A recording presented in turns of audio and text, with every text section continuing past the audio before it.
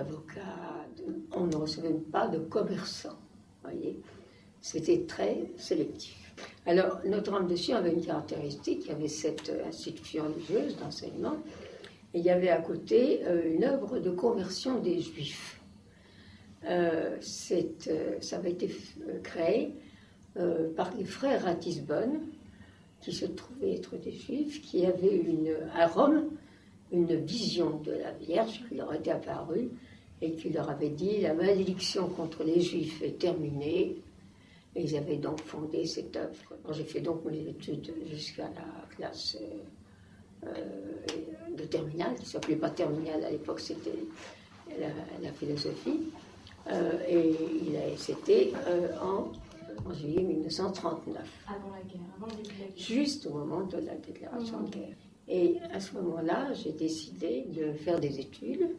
Et je me trouvais en vacances en Normandie, dans la maison familiale de ma mère, et je me suis inscrite à Caen, à la faculté de philo de Caen, et à ce moment-là, j'ai pris vraiment mon essor, je n'ai plus dépendu de mes parents. J'avais donc juste 18 ans.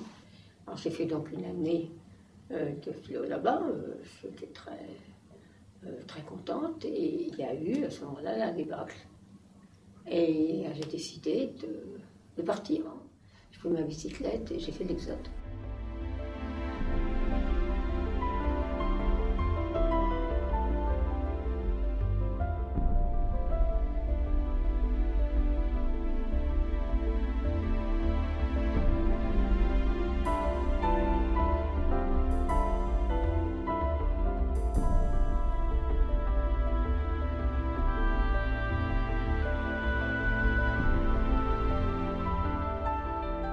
Alors j'ai été rattrapée par les Allemands et à ce moment-là j'ai entendu le discours du maréchal Pétain, pas celui de Gaulle après, mais celui du maréchal Pétain.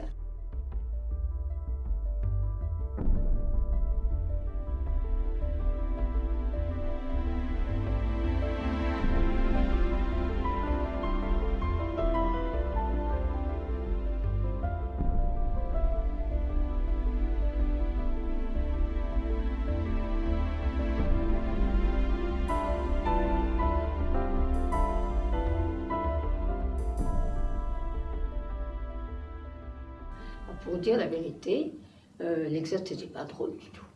On avait peur, on était canardés sur les routes. Il y a eu une sorte de sentiment de soulagement sur le moment pour les réfugiés, que ça s'arrête, voyez. Et ce moment-là, je suis retournée avec ma mère à Paris, puisqu'on était parisiens, et je me suis inscrite en Sorbonne. Alors c'est donc en octobre 40. Il y a eu le 11 novembre. Je n'y ai pas participé parce que je venais d'arriver je connaissais personne, j'arrivais à la Sorbonne. Et en fait, cette manifestation, c'est surtout les lycéens. Les nouveaux étudiants n'ont pas été au courant, n'ont pas été prévenus, hein, ça c'est certain.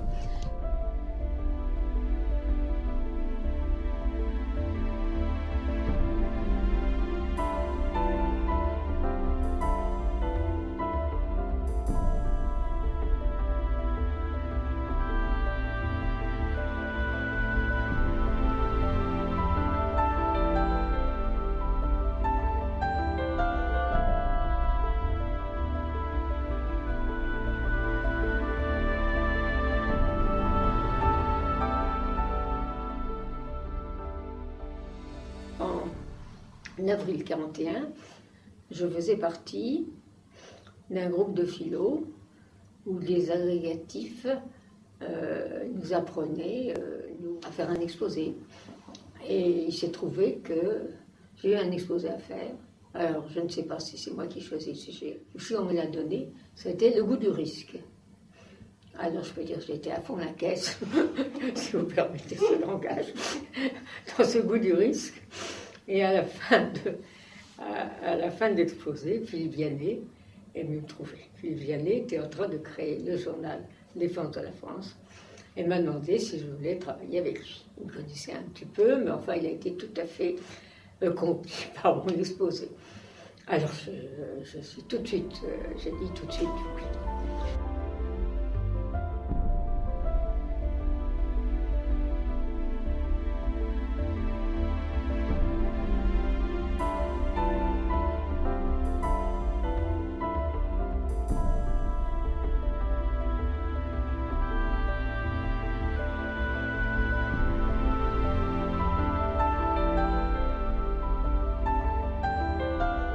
Commencé chercher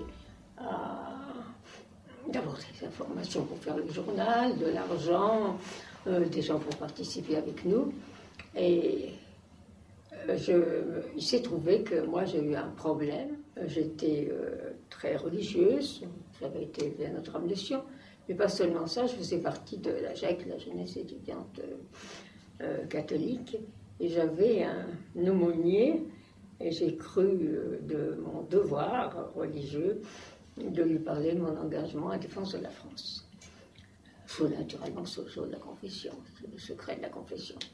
Il a poussé des hurlements en me disant que l'Église avait une chance avec Pétain et que je ne vais certainement pas faire ça. Et il a mis en balance le fait qu'il continue à me diriger spirituellement et mon entrée confirmée à la défense de la France. Alors j'étais extrêmement perturbée, parce que je sentais que je devais faire la résistance, c'était vraiment, j'allais dire, ma vocation.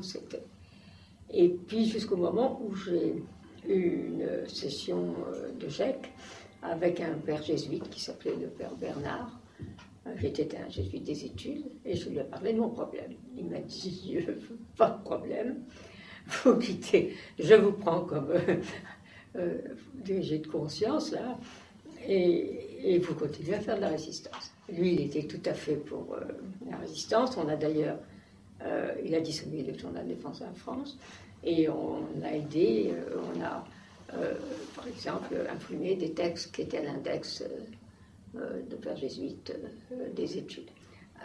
Donc, alors, j'ai continué, et le journal s'est développé, jusqu'au moment où, je dirais à peu près à ce moment-là, à 20 000 exemplaires. Alors qu'est-ce que je faisais?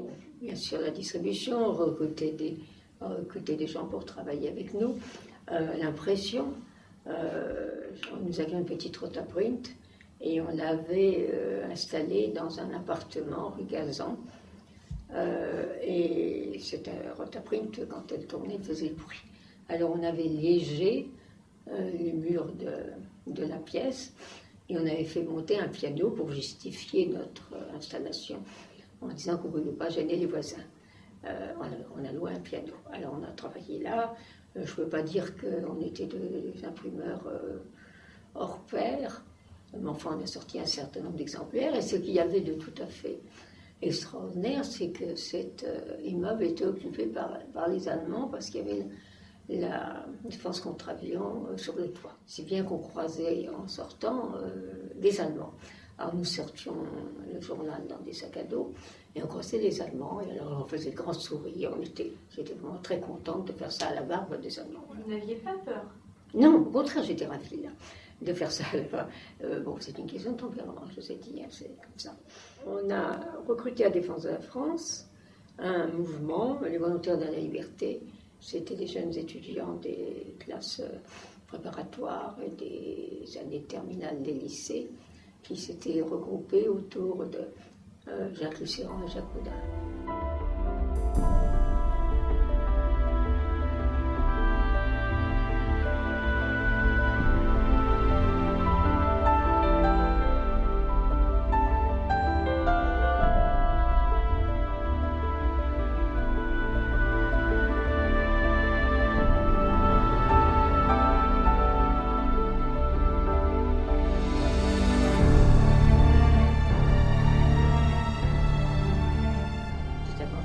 Qu'ils ont amené à peu près 200 étudiants qui ne demandaient qu'à travailler, et ça a permis au journal d'avoir une diffusion bien plus importante, puisqu'après de 20 000, ils sont passés à 100 000 et plus tard à 300 000 exemplaires. Nous sommes, je crois, le seul mouvement de résistance qui avons